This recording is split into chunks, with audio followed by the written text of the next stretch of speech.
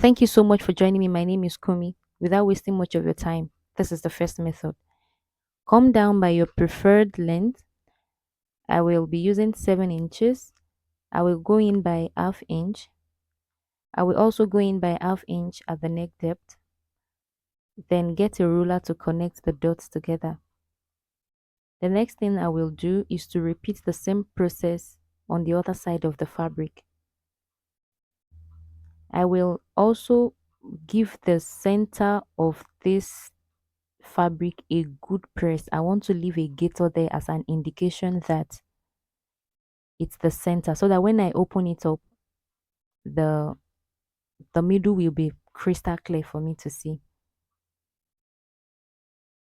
You can go as long as you want. I mean, you may not stop at 7 inches. You can even make it 16. I've seen it extend to the waist before. So do well to explore. I'm going to go over to trace the center with my chalk. Can you see that ghetto at the center? I'm going to trace it with my chalk and I'm going to slit it open. When it's about when it's about 0.5 inch to the end, I'm going to slit sideways to the left and to the right. And I'm going to cut a strip of 18 inches long and 1.5-inch width. I know the length of the slit is 7 inches. In two places, it's supposed to be 14, but I decided to give it some allowances. I went ahead to iron my paper stay. Please don't use air stay for this. It's not advisable. It's going to be too thick. I tried it. I didn't quite like the outcome. You may want to use a paper gum instead. I'm going to split this open like this. Did you get that? Or I should try it again. Split open like this. And I will open the strip and ensure that the fabric is placed in between just by about half an inch. You may want to pin it, then you sew it straight down.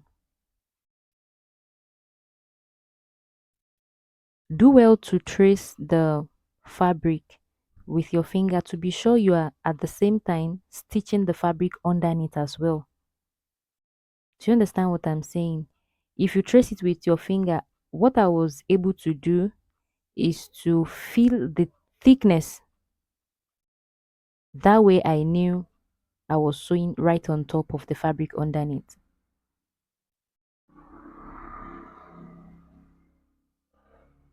I'm going to sew all the way to the end and give it a good press afterwards. This is what it looks like. See the other end. Very neat. I'm going to do it this way.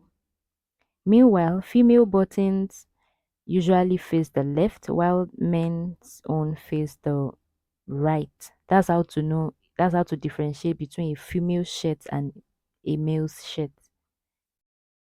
So this is what it looks like and it's facing the left. Here's the second method, guys. Come down as well by 7 inches. I have pressed the center like I did for the first. Can you see that gator? I went ahead to cut this. It's 1.5-inch wide and it's 7.5 inches long. Remember the slit is 7 inches long, but I gave it half an inch. I went ahead to iron my paper gum. So I'm going to place it. Can you see it's at the center? Look at the gator. I almost burned my fabric. So this strip itself is at the center of this ghetto. One is facing the left, the other opening is facing the right. Do you understand? Let me also point out that you should do all of this on the right side of the fabric, not on the left, please. I went ahead to stitch it.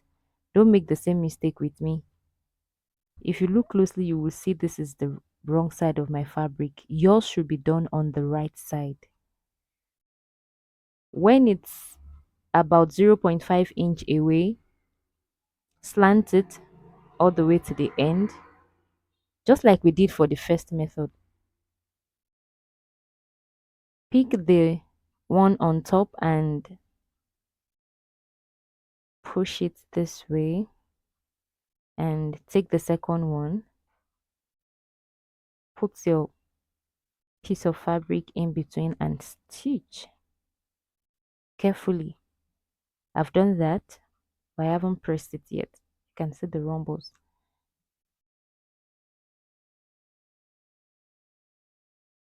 Hold the second one, put the fabric in between and stitch. Give it a good press. You can see this place is not well rested despite the ironing.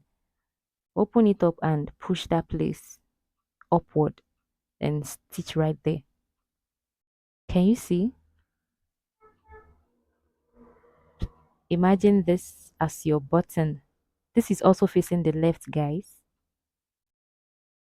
Try it and let me know in the comment section which of them is your favorite. Thank you so much for watching. See you in my next video.